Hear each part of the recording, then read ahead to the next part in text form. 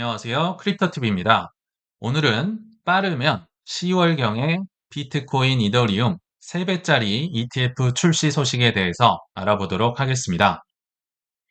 물론 최근에 급하게 올라가서 변동성도 함께 올라가긴 하겠지만 그래도 많이 올라가다 보니까 정말 별일이 다 있는 것 같습니다.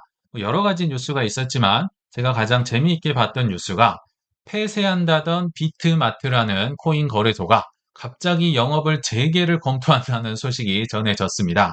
쉽게 얘기하면 죽은 자가 살아나는 기적 같은 일이 가격이 올라가니까 일어났다.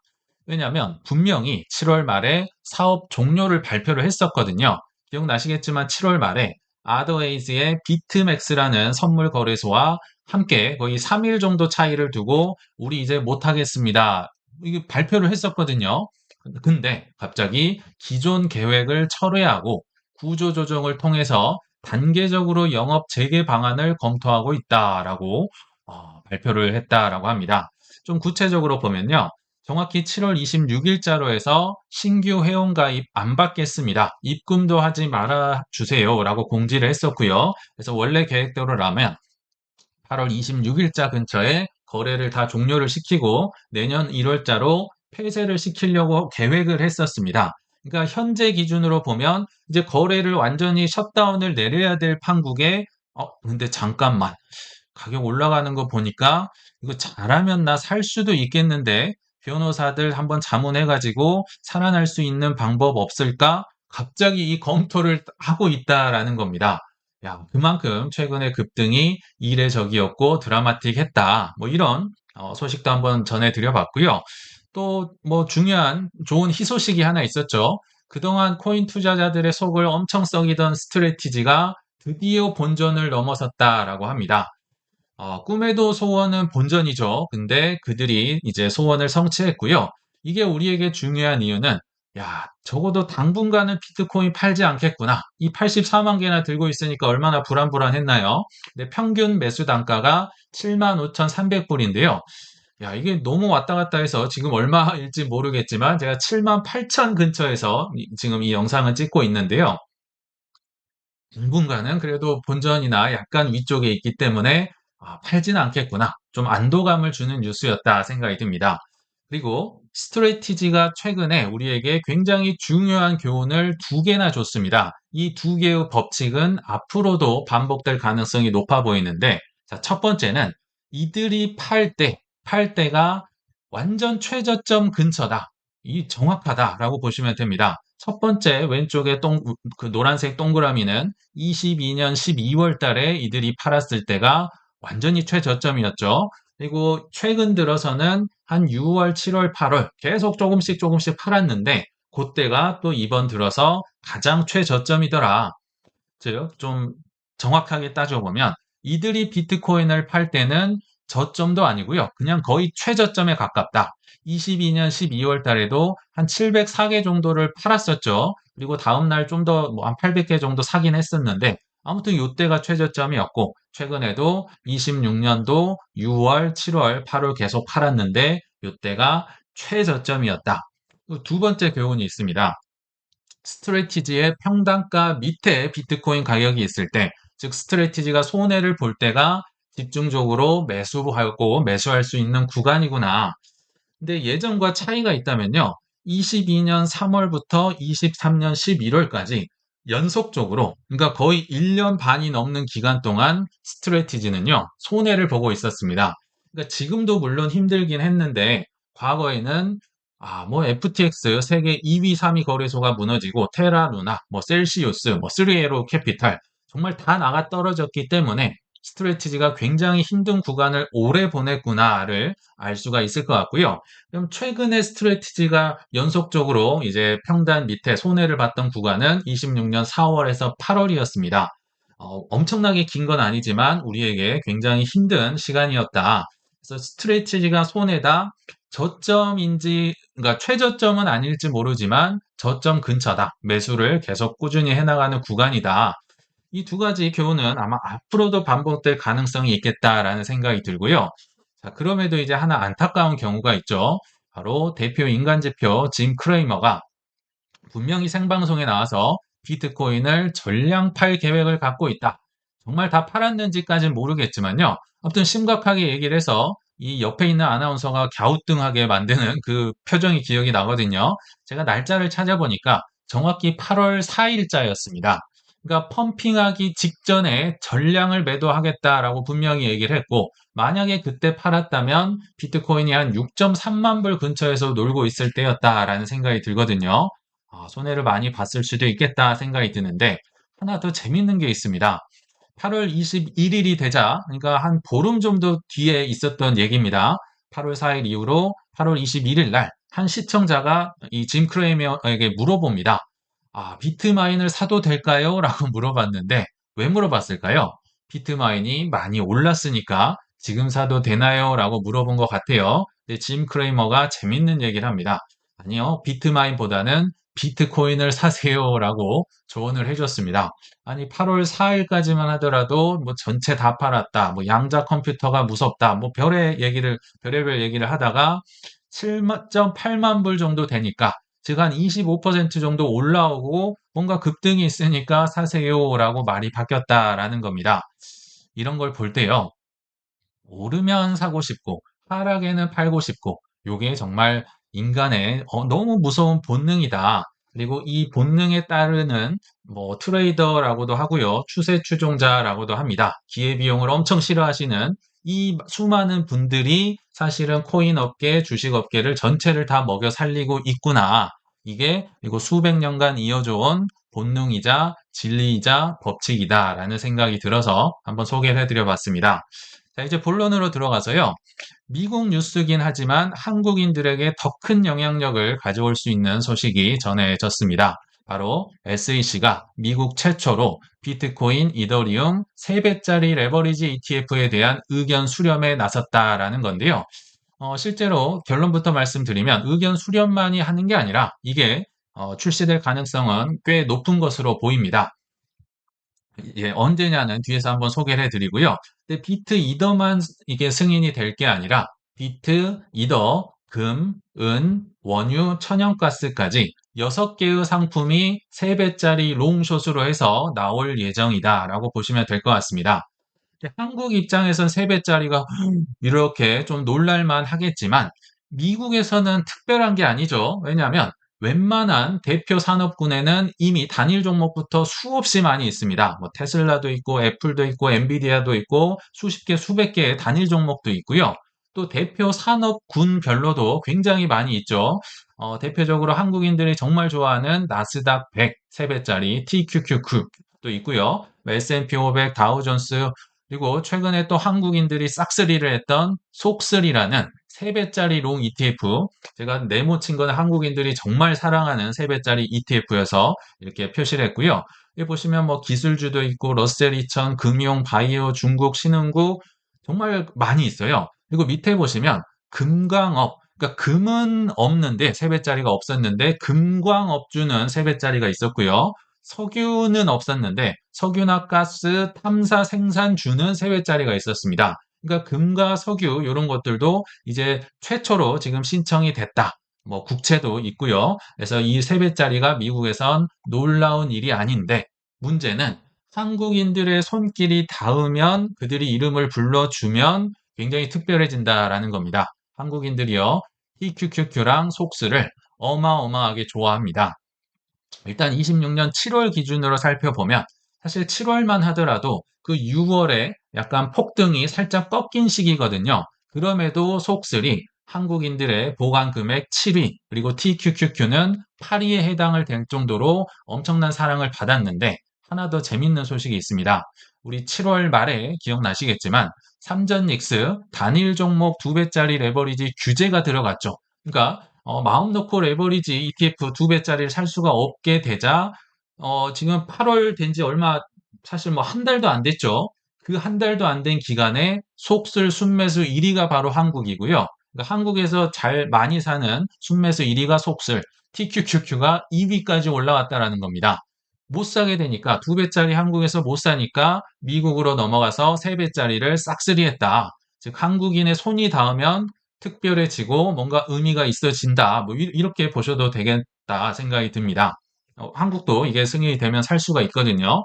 그런데 여기서 제가 드리고 싶은 일단 핵심이 뭐냐면 저 네노라는 대표 산업군에 드디어 비트코인, 이더리움이 끼워졌다. 그리고 금과 은과 뭐 석유랑 천연가스까지 이 6가지의 자산이 저 안에 들어갔다. 끼워줄게. 너도 한번 거기서 놀아봐. 이런 판을 깔아줬다. 즉, 거래량도 늘리고 활성화 정책을 편다는 게 의미가 있다는 겁니다.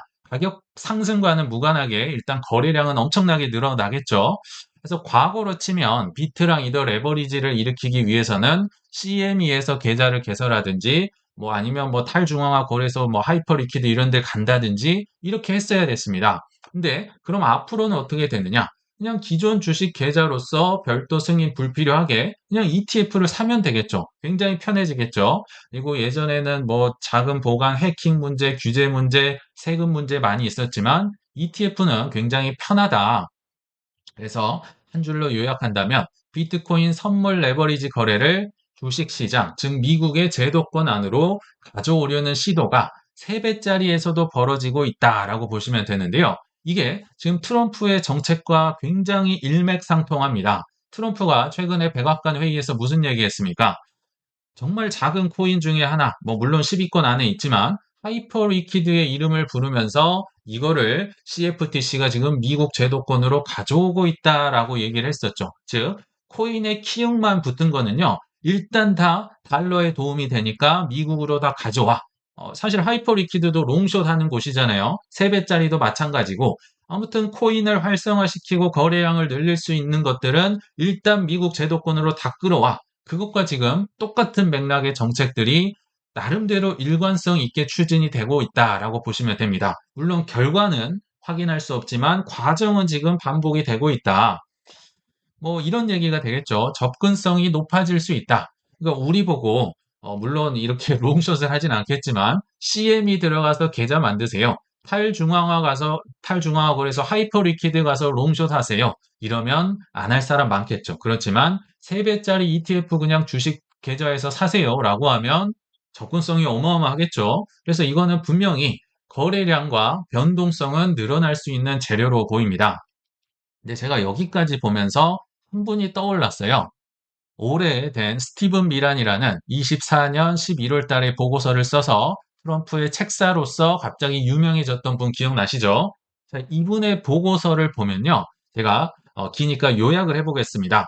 이분의 요약, 그 보고서를 보면 과정은 모릅니다. 과정은 모르는데 이상하게도 결과가 딱딱 맞아 떨어지고 있어요. 이 보고서의 핵심은 지금 강달러가 찾아왔다. 아, 사람들이 다 달러만 좋아하네. 근데 이거에 여러 가지 이유가 겹쳐서 지금 미국 제조업이 망가지고 있다. 그래서 리쇼어링을 해야 되고 관세로 사람들을 뭐 관세 전쟁을 일으키고 물론 그들은 전쟁이란 표현을 쓰진 않았겠지만요. 관세 전쟁, 환율, 어, 이제 약달러 정책을 펴고 뭐 안보라든지 여러 가지로 압박적인 정책을 펼쳐 나갈 것이다. 근데 그런 과정에서 달러가 약해질 수 있고 미국의 국채가 신뢰를 잃어질 수도 있다라는 이게 표현이 등장을 합니다. 뭐 그들이 의도를 했든 의도하지 않았든 결과가 이렇게 가고 있어요. 지금 약달러 왔나요? 안 왔나요? 굉장히 많이 떨어졌죠. 그 예전 한 1년 전 가면 강달러다 뭐 난리도 아니었는데 요즘 약달러 왔네요. 그리고 국채들이 신뢰를 잃어가고 있고 과거에는 중국, 일본에서 뭐 엄청 샀지만은 지금은 일본에게 돈을 꿔줘서라도 우리 장기 국채 팔지 마세요라는 수준이잖아요. 자, 이런 과정에서 결국 미란 보고서가 핵심 결론만 한마디로 얘기하면 금과 비트코인, 즉 대체 자산이 수혜를 받을 수 있다. 뜰 수 있다. 이게 결론이었잖아요. 기억나시죠? 주식이 아니었어요. 주식은 오히려 관세 전쟁, 뭐원 전쟁 하면 오히려 타격을 받았었죠. 작년 4월에도 기억나시겠지만 금과 비트코인을 사세요. 혜택을 받을 수 있습니다. 이게 결론이었는데요. 지금 트럼프의 정책이나 SEC의 정책이나 일관적으로 흘러가고 있다라는 생각이 듭니다. 즉 방향성이 정해져 있는 것 같다. 그래서 지금 다 죽어가는 코인의 수요, 물론 지금 금도 수요가 좀 떨어진 것 같긴 하지만 이 죽어가는 코인의 수요와 거래량을 살리고 또 그거를 제도권으로 가져와서 뭐 하이퍼 리퀴드든 3배짜리든 뭐든 일단 달러에 좋은 것들 키읔 붙은 거, 코인에 키읔 붙은 건 다 가져와서 이 업계 전체를 나는 활성화시키겠다. 방향성만큼은 확실한 것 같습니다. 이 결과가 최종적으로 뭐 성공할지 이거는 이제 별도인 거고 일관적으로 추진은 하고 있다. 미국 행정부의 정책을 보면요. 의지를 갖고 있구나를 확인할 수가 있습니다. 근데요, 문제가 있겠죠. 3배짜리도 위험한데 이게 또 빠르게 출시가 된다면 어떨까? 거기에 만약에 가격 폭등까지 겹치면요. 난이도가 엄청나게 올라갈 겁니다. 예전에 우리 삼전 닉스 변동성, 그 정도로 변동성과 난이도가 올라갈 수도 있겠다. 즉, 팔고 나서도 이득을 봐서도 야, 이거 잘못 팔았네. 막 쭉쭉 올라가 버릴 수도 있고 또 쭉쭉 떨어질 수도 있는 그런 어마무시한 난이도와 변동성이 올 수도 있다라는 겁니다. 그러면 이게 언제 이제 출시가 되는지 한번 확인을 해보면요. 항상 SEC의 공고 기준으로 보시면 됩니다. 우리 게리 겐슬러가 우리를 워낙 많이 괴롭혔기 때문에 아마 많이 학습을 하셨을 텐데 SEC가 8월 14일자로 CBOE의 3배짜리 ETF 이제 신청을 받고 공고를 했어요. 그래서 8월 14일을 기준으로 45일자 기준으로 이제 한번 결정을 해줘야 돼요. 승인할래, 거부할래, 연장할래. 요거를 해줘야 되고요. 그러니까 게리 겐슬러 같은 경우는 여기서 연장했었죠. 그리고 두 번째 연장할 수 있는 경우, 연장을 만약 했으면 90일차 기준으로 해서 또 한 번 고냐 스톱이냐 연장할래를 결정해줘야 됩니다. 게리 겐슬러는 또 연장 이렇게 했었죠. 근데 아무리 연장을 해도 240일을 넘어가선 안 된다. 8월 14일 기준으로 240일 그때까지는 이제 더는 못 미루고 고냐 스톱을 정해줘야 된다. 여기까지였죠. 그래서 한번 정리를 해보면요. 일단 1차적으로 연장을 안 하고 승인을 해준다라고 하면 9월 28일 날 SEC가 승인을 할 겁니다. 그러면 이제 현실적으로 S-1 서류가 처리가 되면 되는데 이게 뭐 몇 달씩 걸리고 이런 일은 아니거든요. 그래서 빠르면 10월쯤 3배짜리 ETF가 출시가 될 가능성이 있다라고 생각이 들고요.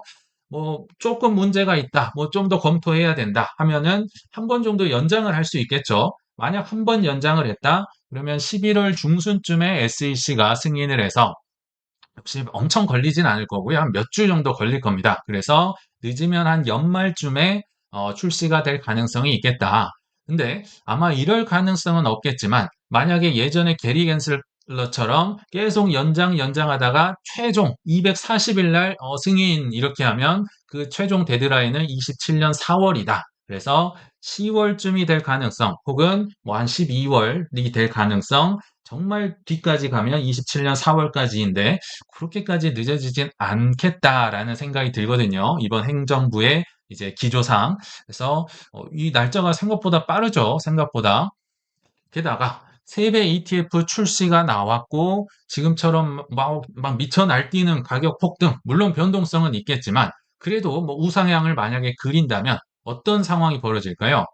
난이도도 올라가고 변동성도 올라가고 지금 보셔서 아시겠지만 거래량도 꽤나 많이 올라가고 있습니다. 이게 지금 정말 사람이 약간 심박수가 올라가게 하는 난이도가 올라가고 정상적인 사고 과정이 좀 마비될 수 있는 위험한 상황으로 갈 수 있겠다라는 생각도 듭니다. 그쵸?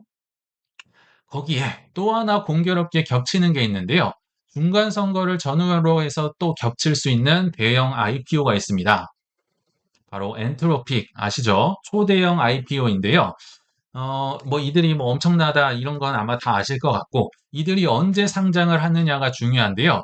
이런 게 있더라고요. 상장 날짜를 뭐 예측 모델로 해가지고 중앙값, 뭐 이 매체, 저 매체, 뭐 이 폴리마켓 확률까지 다 잡아보니까 중앙값이 한 10월 26일쯤에 IPO를 할 것이다. 즉 컨센서스는요. 한 10월에서 11월로 대체적으로 보고 있습니다. 또 절묘하게 중간 선거 그때랑 겹치고 있는 것 같아요. 게다가 아직은 좀 멀어 보이긴 하는데 IPO 생각이 분명히 없다고 얘기했던 리플이 최근에 8월 뭐 15일이었나요? 와이오밍 그 블록체인 컨퍼런스에서 중립적이다. 약간은 생각을 해볼 수 있다라고 말을 바꿨죠. 그리고 오픈 AI도 엔트로픽보다 빠르진 않을 것 같지만 뭐 연말이나 연초에 내년 연초에 IPO를 할 가능성도 있겠다. 이들은 다 정말 대형 신호탄이라고 보이거든요. 이런 것들이 겹치면서 야, 이게 심박수가 진짜 올라갈 수 있는 상황이 올 수도 있겠다라는 생각이 듭니다. 그래서 정리를 해보면 세배 ETF가 출시가 되고 막 이렇게 대형 IPO까지 겹치면서 이렇게 막 뭔가가 이렇게 출시가 되고 우리의 생각을 마비시키면 아무래도 완만한 상승, 장기적인 상승, 물론 이게 우리한테는 좋을 것 같고 이렇게 나올 수도 있는데 요런 것보다는 뭔가 좀 급한 상승, 그리고 급한 하락이 올 확률이 꽤나 높아 보입니다. 거래량이 높아지고 세배가 오고 뭔가 두근두근하고 이런 상황이 올 수 있다는 거죠. 그래서 올라갈 때는 막 탄력을 받아서 더 올라갔다가 떨어질 때는 탄력을 받고 더 떨어질 수 있는 이런 상황이 올 가능성이 높다. 그 위험할 수 있다라는 건데요. 그렇지만 좀 아이러니하게도 한편으로는요, 우리가 위험하면서도 또 급한 상황이 필요합니다. 한국도 필요하고 미국도 필요한 것 같아요. 왜냐? 급한 상승이 나오면요, 트레이더들, 추세 추종자들이 엄청나게 들어옵니다. 투자자가 많아지겠죠. 그러면 한국 입장에서는 연말까지 내년에 과세 여부를 결정을 해야 되는데 예전 같으면 하락장이면 아무도 안 오고 뭐 힘도 없는데요. 투자자들이 많아지면 과세에 대한 뭐 폐지라든지 유예라든지 뭔가 목소리가 커질 수가 있겠죠. 그래서 한국에서도 필요할 수 있겠다라는 생각이 들고 미국에서도 마찬가지입니다. 뭐 크립토 대통령이 왔는데 아무것도 안 하고 있었다가 갑자기 클래리티를 막 부르짖는다든지 중간 선거 지지자들이 늘어난다든지 공화당 트럼프 대통령 행정부 입장에서도 볼 때 급한 상승은 투자자들이 많아지니까 이걸 밀집시킬 수 있는 효과가 있거든요. 그래서 아이러니하지만 위험하면서도 이런 급한 상승이 연말까지 또 필요할 수도 있다라는 생각이 드네요. 그래서 오늘 좀 결론을 맺어보자면 일단은 고생하신 만큼 상승을 많이 즐기시되 중간 선거를 전후로 세배 ETF 출시 여부라든지 거래량이 얼마나 올라간다든지 그리고 대형 IPO 시기나 클래리티 통과 여부, 전략 비축 선언 등을 하는지도 잘 지켜볼 필요가 있겠다라는 생각이 듭니다.